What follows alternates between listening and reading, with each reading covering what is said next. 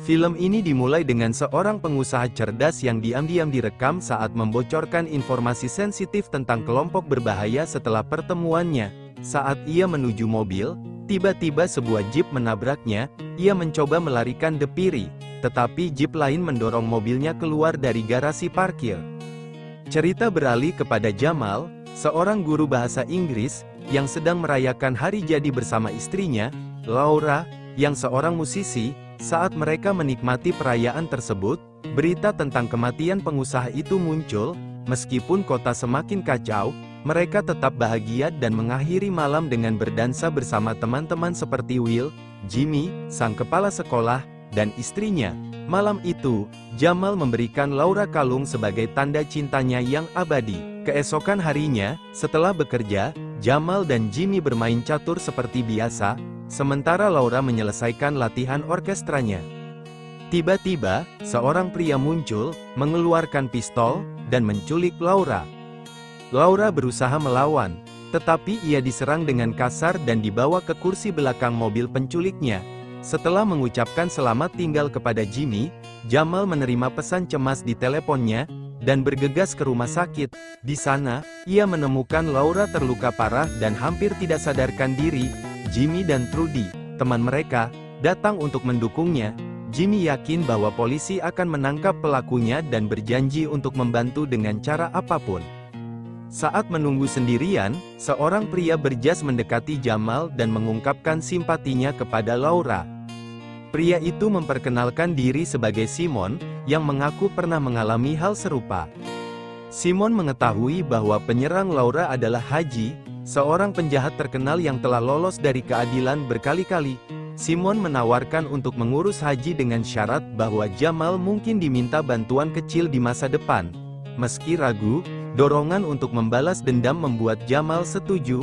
Untuk mengonfirmasi keputusannya, Simon menyuruh Jamal membeli 2 coklat batangan dari mesin penjual otomatis beberapa orang yang diamati oleh Ius. Malam itu, Haji pulang ke apartemennya dengan bangga sambil memandangi hadiah barunya, yaitu kalung Laura.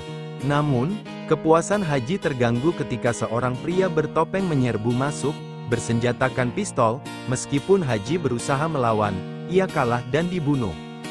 Keesokan harinya, seorang kurir dari perusahaan asuransi mendatangi Jamal, menyerahkan surat yang mengejutkannya.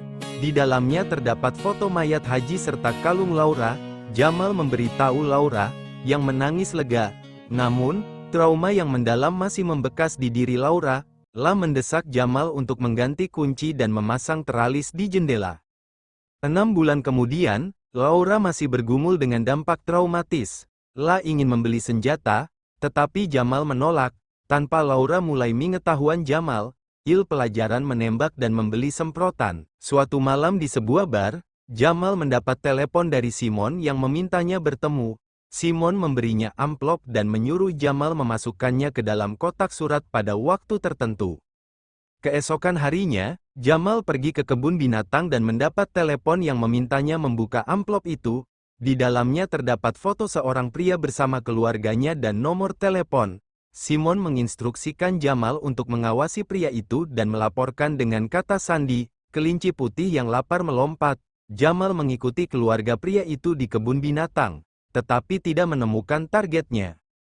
Esoknya, Jamal melihat nomor telepon dari amplop ditulis di papan di kelasnya. La menelepon Simon, yang menunggunya di luar sekolah, dan menyatakan tak ingin melanjutkan. Namun, Simon mengingatkan mereka, belakangan kesepakatan Jamal menerima amplop lain yang berisi tuduhan bahwa targetnya adalah pelaku kejahatan. Simon memerintahkannya untuk membunuh target dengan mendorongnya dari jembatan. Jamal mencoba menolak, tapi Simon mengabaikannya. Pagi berikutnya, Laura merasakan bahwa ada yang salah. Namun Jamal berbohong dan berangkat bekerja. Di luar, ia menemukan ban mobilnya telah dipotong, memaksanya mengikuti instruksi Simon dan menaiki bus. Ketika bus sampai di jembatan, Jamal memutuskan untuk tidak turun. Sepulang sekolah, Simon menegaskan kembali perjanjian mereka. Tetapi Jamal bersikeras bahwa ia bukan pembunuh. Malam itu, Jamal dan Laura sedang makan malam ketika Simon tiba-tiba muncul berpura-pura sebagai rekan lama. Jamal menyuruhnya pergi dan semakin menyadari betapa seriusnya situasi ini. Ketika kembali ke rumah, Jamal menemu dan Laura Manny, tuh sedikit terbuka bahwa ada magnet di kulkas yang menyusun kata, "Pilih sekarang." Esok paginya, Jamal turun dari bus di jembatan dan melihat targetnya turun dari bus lain. Saat mencoba berbicara, target panik dan terjatuh hingga tewas. Jamal meninggalkan lokasi dan naik bus lain. Laura memeriksa mobil Jamal dan menemukan kalungnya di dalam laci. Kemudian, Jamal menerima telepon dari Simon yang berterima kasih atas tugas yang selesai dan menyatakan perjanjian mereka selesai. Di sekolah, Jamal terlibat dalam perkelahian siswa yang membuatnya diskors.